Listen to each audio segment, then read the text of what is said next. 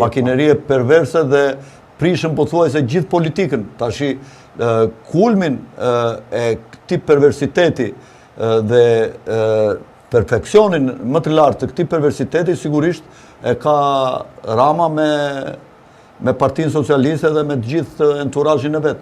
Ke parti ndonjëherë Berisha të ikte me familjen edhe të merrte gjithë ministrat me vetet, të shikonin ndeshjen e Milanos. Këto janë gjitha me paratë e popullit, ku i gjen lekët ata? Më kupton? Hik këte, hik ande, me familjen, me grup të madh, Berisha ka qenë njeri më serios, apo jo? Familjen nuk e ka marrë kur në për këto gjëra, kështu këta e kanë shkelur fare. Është bërë lum dynjaja, kupton? Partia Socialiste. Si e parashikon në një pyetje të fundit, si e parashikon këtë 4 vjeçar për shqiptarët, por dhe anën politike? Po, unë mendoj që këto të qeverisë për shkak se nuk e ka njeri vëmendjen më nga Shqipëria, sepse është duke ustisur lufta e tretë botërore dhe të gjithë për sa i përket Shqipërisë do të bashkëpunojnë me këtë qeveri dhe me Edi Ramën. Unë kështu e mendoj, në qoftë se ka paqe në Turqi apo në një vend tjetër, po që se do bëhen për Ukrainën dhe Evropa bie në qetësi, atëre nuk dihet nëse Edi Rama do ta shtyjë deri në fund mandatin, po mos harroni që në qoftë se vendoset paqe, Edi Rama do të kthehet në një Robespierre. Në qoftë se vendoset fatin e Robespierrit, se ai Robespierre është berder tash. Po do të ketë në fund fatin e Robespierrit. Këtë fat të parashikon. Do të përfundoj edhe ai një ditë në dhembët e Spakut dhe i hedhur mbrapa ekurave dhe gjithë të makineri që ngriti si Robespierri, që ngriti inkvizicionin bashkë me Dantonin dhe Maratin dhe futit Dantonit Maratin që janë Berisha me Metën, edhe Robespierri në fund do të përfundoj në giotinën e Spakut. Unë kështu e mendoj, po që se Evropa do bjerë në paqe. Po që se Evropa nuk do të ketë paqe, do të bjerë në luftë, atëherë gjërat edhe këtu në Shqipëri mendoj që të fillojnë të ndryshojnë. Mendoj që Shqipëria mund të jetë një oazë paqe, Tirana, sepse shikoj gjithë të ndërtimet pa fund që janë bërë, shqiptarët po ikin, ndërtimet po shtohen. Dhe mendoj që Shqipërinë mund ta kenë lënë në projekte në një zonë jashtë lufte dhe jashtë goditjes dhe mund të jetë siç ka qenë Zvicra në luftën e dytë botërore, një vend që nuk goditesh edhe nuk sulmohesh edhe u mblodhen gjithë pasanikët e Evropës. Mendoj që në Shqipëri mund të mblidhen pasanikët e gjitha këtyre vendeve që dojnë në konflikt, sidomos të Evropës veriore dhe qendrore, Poloni, Çeki, Slovaki, ndoshta dhe Rumani nga pjesa e tetit të zi, sepse qofse hapet lufta dhe nga Rumania dhe Bullgaria do sulmojnë trupat e NATO-s kundër Rusisë, atëherë mendoj që Rusia do t'i godas brigjet e detit të zi, aty ku janë këto Konstanca, këto qytetet, porte që kanë Bullgaria dhe Rumania, jarova ati portit bulgar në pranë Odesës, dhe mendoj dhe zona atje afër detit të zi do zhvendosen dhe mund të vinë në Tiranë, Durrës, Vlorë, dhe mendoj që Shqipëria do të ketë një lloj prosperiteti nëse do ndodhë ky skenar për shkak të parave që këta do sjellin me vete dhe shpenzimeve që do bëjnë në Shqipëri, po mendoj që çmimet do të rriten shumë për shkak të ardhjes së këtyre dhe do të bjerë niveli jetesës të njerëzve të thjeshtë. Kështu që ne këtu do të jemi, do të diskutojmë përsëri këto ngjarje dhe këto zhvillime. Nuk them që do të ndodhë kështu, kupton? Këto janë skenare. Unë bëj një analizë me mendjen time. Po, skenari janë sepse ne bëjmë deduksion. Përse ndërtohen gjithë këto pallate pafund? E di sa ka apo jo? Ka 60-70 myrje të pashitura. Kush do vinë në këto 60-70 myrje? Të tjera po ndërtohen, kulla pafund, që do fillojnë, do ndërtohen për një vit, për 2 vjet. Do ndërtoheshin, kanë dalë planet, do bëhen do fillojnë ndërtimet. 10 kulla të tjera. Këto nuk bëhen kot. Më kupton? Ato janë sipërfaqe pa fund që do ndërtohen me 100 kate mbrapa Pallatit Kulturës. Kush do hyj atje, kupton? Në fakt, atë pash janë disa kulla mjaft të larta në fakt.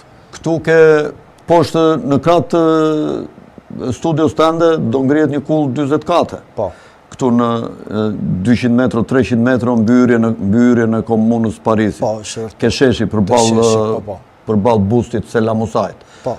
Aty ku është parking, E di që ku është është parkingu parking, privat, po, aty do po, bëhet do një bëhet kull një 40 kull, kate, është dhe leja. Janë dhe gjitha ato leja, në Ishgarda, në mbrapa Pallatit Kulturës. Një pyet, do më thënë, një konstatim e keni drejtë, sepse me gjithë shoqërinë që ri unë, nuk e kanë takatin blejnë do të një shtëpi, po të themi jashtë rrethit të Unazës, s'po e marrim brenda Unazës, po edhe jashtë rrethit nuk e kanë takatin. Imagjinohet kullat. Kadafi, që ishte diktatori madh sipas Ramës e këtyre, ju jepte gjithë çifteve të reja, ju jepte pjesën down që vihet në një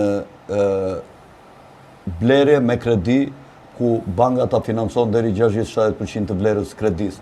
Dhe këtë 30-40% ja u jepte, ja u falte qeveria e Kadafit çifteve të reja. Qofse do jetonje në fshat, t'i jepte për shembull një çift lopësh, ose t'i jepte qofse do mbanje pula, qofse do mbanje lepura, qofse do mbanje, do më thënë, shpende të ndryshme, ajo të furnizonte pa lek. Vetëm ti të mos largohesh nga vendi.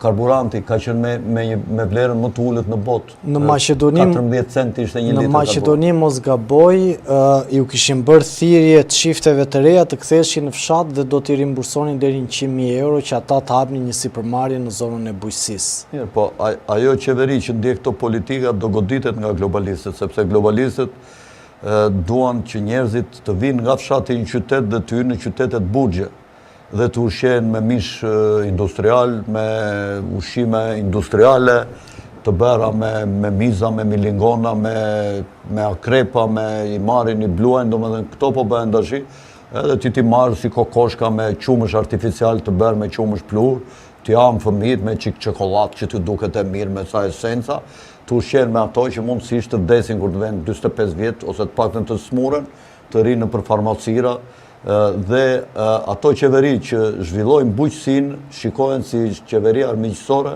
nga elitat globaliste.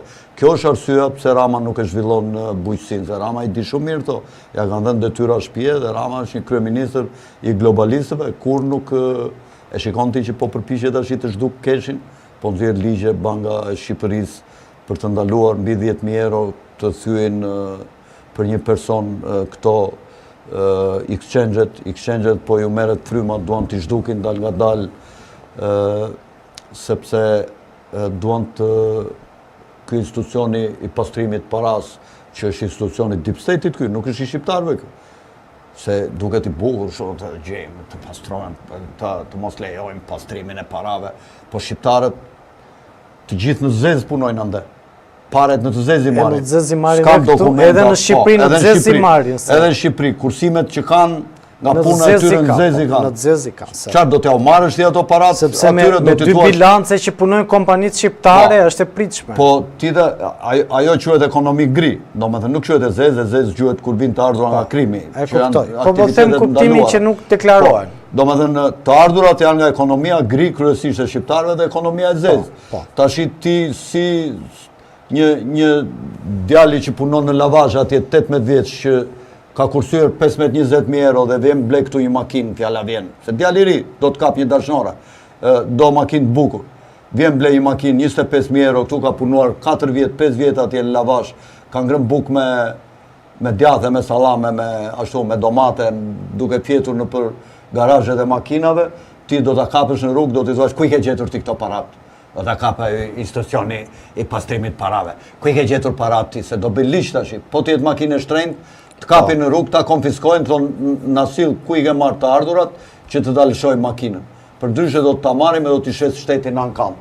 Më kupton? Kjo pra është një lloj si ligji i tatimit të jashtëzakonshëm që vuri Enver Hoxha në kohën e komunizmit. Vetëm tash nuk ka marrje me dajak dhe me dhunë të florimve, po tash të kapin në rrugë, thotë ku e ke gjetur makinë, të vinë ke shtëpia, ke këto shtëpitë e shtrenjta, thonë i marrin nga hipoteka. Këtë shtëpi këtu që shitet me 5.000 euro katror buz liçenit, 150 metro, që bën 700.000 euro, na e tregoj që ku i ka bërë lekët? Më kupton? Po ja ma i ka bërë me drogë. Ka bërë edhe 3 vjet burg, 4 vjet burg. E çfarë do bësh ti? Do t'ja marrësh ti, do t'ja shetësh se t'ja u dërgosh anglezëve ato lekët, meqense ai ka jetuar në Angli apo në Gjermani, Për ke e ti qeveri, për ke punon ti për shqiptarët apo për anglezë?